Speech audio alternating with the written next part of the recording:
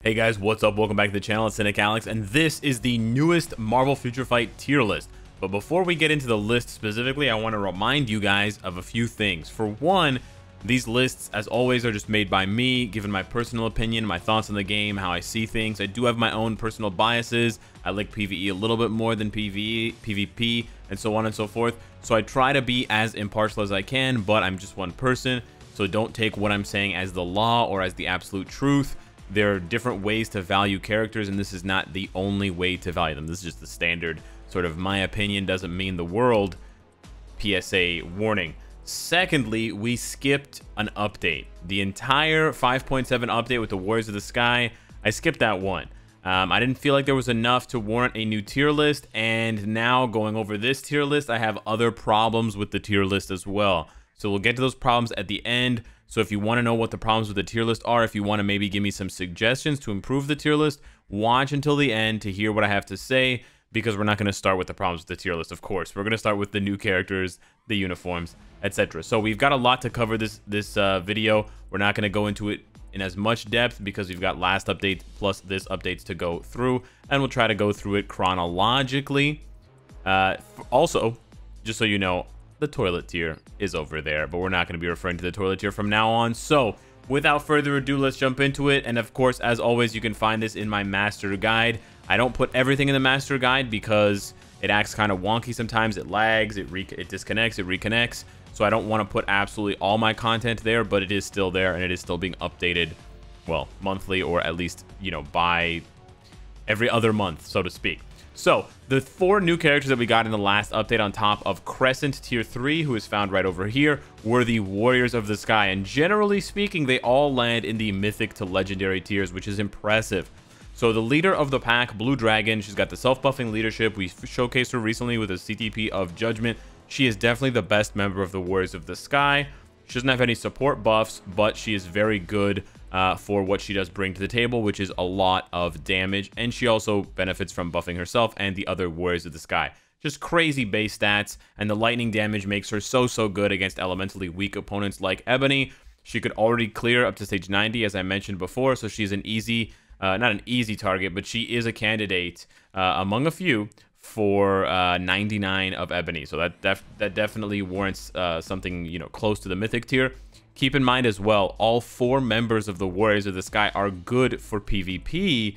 Now, they're not as good for one-on-one PvP for Timeline Battle, but they are quite good for Alliance Conquest. And I know I don't talk too much about Alliance Conquest, but the thing about the Warriors of the Sky is their Awakened ability is super annoying, super high AoE, super high damage, and the Revive. So it does require the Sunbird combo. But when they revive, they will automatically do their Awakened skill at the same time. The Awakened skill is an iframe, and it has iframe ignore. So there's no way to hide from that triple blast, and it's going to wipe out most teams. So you got to give some respect there. They do have the duality of being good for PvE and PvP. For that reason, Shadow Shell also makes it to the bottom of Mythic tier as a universal. Now, she's not necessarily going to give you as much value as Ghost Panther or Victorious, but she's solid against Proxima despite having the targeting issue on her 5th skill. Players in my alliance have pushed as far as stage 80 or 79 with her, with the new striker changes, or the old striker changes from 2 updates ago. But anyways, the fact that she can go up to at least 80 on Proxima is pretty impressive with the new buff to her Awakened ability, and all the previous stuff I said about PvP that applies to Blue Dragon also applies to Shadow Shell, and she also has the support buff for the Warriors of the Sky and the support Awaken skill for the Warriors of the Sky. Sunbird falls to the bottom of Legendary. Honestly, the speed class gets kind of weak after you get to about the middle of Legendary tier. They do kind of drop off, so him being here is not really indicative of his overall power level, because, you know, Shadow Shell is basically at the top of Legendary tier for Universal, where Dr. Voodoo is, but she's way better than Sunbird. So this doesn't actually mean he's a very good character. It's just that Shuri, Korath, and Phantom X are really much worse. And then finally, we have War Tiger. Pretty good for a combat type, which isn't saying much because, like the speed class, it really drops off. Like after Gorilla Man and Legendary, we go over to Venom, and you're just like, oh, that's brutal. Oh, we repeated Crescent twice. Whoopsie. So yeah, Crescent's not supposed to be there. Crescent did jump up 2 spots. So we can talk about Crescent now, because there's not much else to say about Sunbird and War Tiger. So Crescent, She gets her tier 3. Not yet sure if she has any place in PvP. Combat types in general take a beating in PvP because of Jean Grey.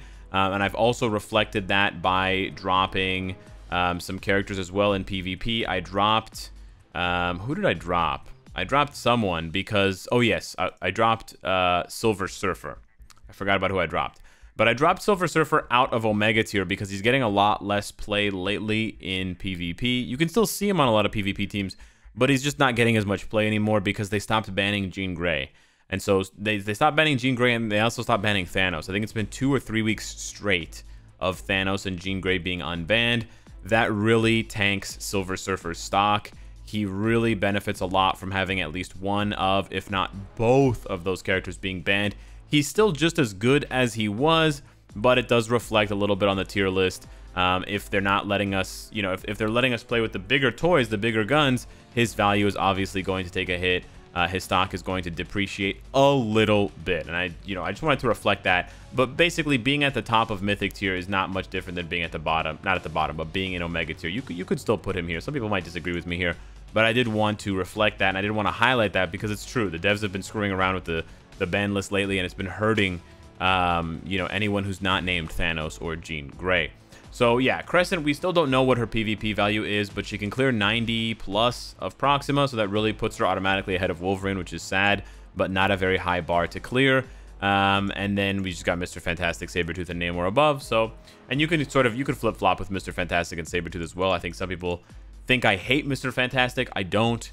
But yeah, they can definitely flip-flop. Mr. Fantastic is just not that consistent, and I much prefer Sabretooth's consistency as a, character that you play. So that is basically what happened in the last update. We got the Warriors of the Sky, we got Crescent. We're not going to talk about the 3099 uniforms for Captain America, Black Widow, and Iron Man. They're pretty much irrelevant. I dropped Arrow a few spots, also relevant. Now let's get to the new update. With the changes to ABX, I also dropped Electro down to the bottom to the top of Heroic tier. He was at the bottom of Legendary tier. Again, it's not a huge difference between the bottom of one tier and the top of another tier outside of Omega tier. So anything here, there's not a huge difference between Elektra and Black Cat. There's not like worlds of difference. There's not a cosmos in between these two characters here.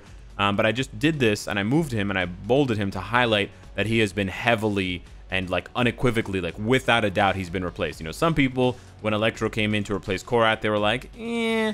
But now there's without a shadow of a doubt, Dr. Octopus is the #1 Raid Shadow legend in the Google Play Store. Yeah, #1 speed villain in the game, one of the best speed characters in the game, period. Just period. One of the best speed characters in the game. When you get him awakened, when you get that new uniform, he's absolutely bonkers. He was around, of course, in the combat class, but he was around the advanced tier, and he leapfrogged 3 entire tiers up to legendary. That awaken skill adds so much value, not to mention the damage proc on his uniform, not to mention the all defense down to the 5th skill, multiple iframes. The dude just has everything offensively minded, and he's a blast to play. So you got to give it up for Dr. Octopus. The other big uniforms that made characters move in a huge way, Red Skull, our first ever 4-tier leap. This is insane. And you saw it coming, and you're so glad to see it. You love to see it. Freaking Red Skull was down here in normal tier, slumming it out with the hobos, and then he just takes the rocket ship. He takes the SS and Express all the way up to the top of Legendary. Yeah, that's right, the top of Legendary. Better than Gambit? Well, I actually gave Gambit a pay cut, and I dropped him from the bottom of Mythic to the near top of Legendary. But yeah, I do think Red Skull's better than Invisible Woman. More value for PvE outside of a striker, and more value for, as much or more value for PvP with that insane 120% damage against villains. And we haven't even been able to explore it enough. I mean, I could possibly be putting Red Skull in Mythic tier if it weren't for the devs constantly not banning Thanos and Jean Grey. If they ban Thanos, we'll find out real quick how good Red Skull is, because it's going to be heroes everywhere.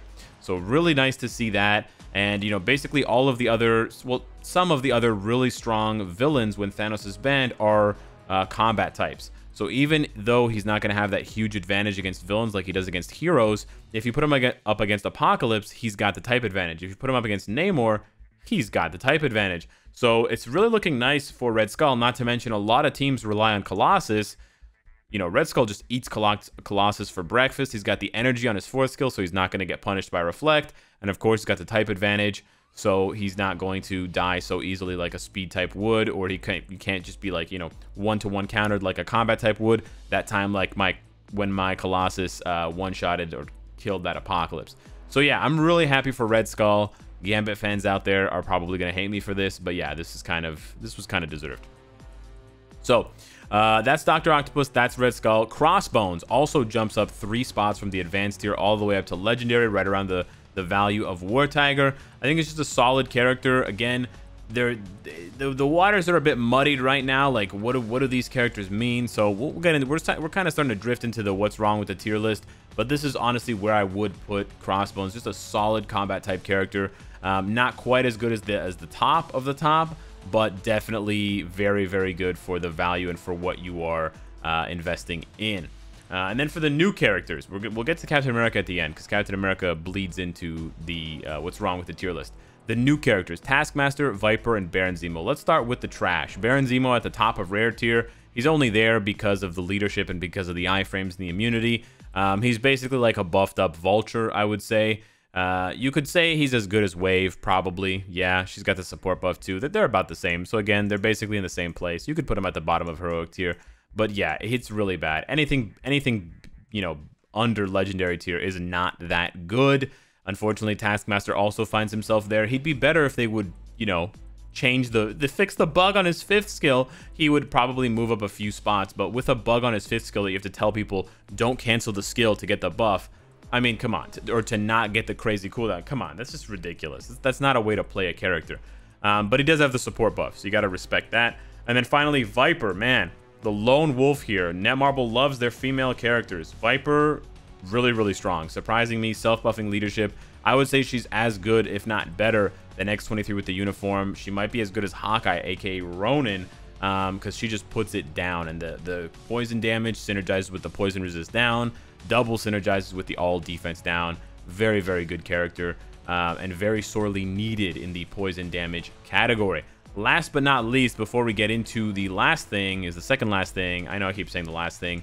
Winter Soldier. Some people are definitely going to disagree with this one, but I'm not buying the Winter Soldier hype. I have him tier 3. I've played with him a little bit. He's not good for GBR. He desperately needs that all defense down to stick. He cannot hack it against Thanos, so his value becomes limited. And he didn't get any changes to his uniform, so he's still a one-trick for PvP. He can do PvP, but he is a one-trick. It's the 5 cancel 4 combo. If you kill them, it works. If it doesn't, you're dead. He's not tanky enough. The stat boost is nice. The stat boost is very nice, but it's not enough for PvP. It's enough for PvE, not enough for PvP. Getting to 99 Proxima with a CTP of energy is very impressive. Don't get me wrong. But I just don't think it buys him enough to move beyond Dr. Octopus. Dr. Octopus has the added value of being a villain, has the added value of not being tier 3, has the added value of being for ABX. So he has just as much value in my opinion. He's more flexible in my opinion. And then, you know, none of these guys touch down on the value of 2099. So they basically just have to fight it out. You could swap play. You could have them swap places. It doesn't matter. But they're not getting out of legendary tier. With these stats and these skills alone. He's going to need a uniform to go into the mythic tier, in my opinion. He could go to the omega tier if he had a uniform, but with this current uniform, no way. Last but not least, we did a little bit of a shakeup in the blast category for mythic tier. We moved Cyclops up. We bolded Cable because he's just Cable. He is Cable. And then Captain America. Now here is where I start to feel like the tier list is becoming a bit of a mess. Captain America's a combat type, but now with this uniform, he's a blast type. I just don't know how I feel about this, because is he better than Sharon Rogers? I don't know. Like, he was pretty good. He was okay in PvP. He wasn't really being used, but now he's technically better in PvP because he's a blast type instead of being a combat, but he's still not really being used in PvP because Jean Grey and Thanos are everywhere on every single team. So it's kind of rough. He does get added value, not only becoming a blast type, but also becoming a villain. So in those regards, his stock rises. So with all of that being said, added on to his existing value, you could argue that he's better than Sharon Rogers, or he's more valuable. Obviously, Sharon still has more raw damage. Sharon Baby, highest raw damage. But yeah, I don't know. On the one hand, the good thing about the tier list is that you can see here the legendary tier is getting really long, and the heroic tier and the mythic tier are not that far off from one another, which means that most of the characters in the game are trending towards the first 4 categories, and that's really good. You know, fewer and fewer characters. We just had a giant migration where Crossbones, Dr. Octopus, Red Skull, they all dipped out of the rare, advanced, and normal tier, and they all made their home in heroic and legendary and mythic tier. So that is really, really good. But it also then becomes less helpful to have this tier list the way that it is. So I am very keen on shaking this up. I don't know if I'm going to keep the tier list the way that it is now. I might change it around. I might make an infographic instead of a tier list like this with just text. I'm not 100% sure how I want to approach it. I'm not 100% sure if I even want to keep these tiers the way that they are. I might keep Omega tier specifically just to refer to characters that can do it all kind of thing. But yeah, I'm starting to feel like this needs a massive shakeup. Because right now it's just like it's nice that there's a lot of characters in legendary tier, but this also just isn't helpful. There's just too many characters here. It's just, yeah, it's a bit of a mess. So if you guys have some suggestions for what I can do and what we can do for this tier list, I would love to hear them. Let me know in the comments down below. Thank you so much for watching. Let me know what you think of my ranking of these characters, the new ones, the uniforms, etc. And I will see you in the next one. Take care.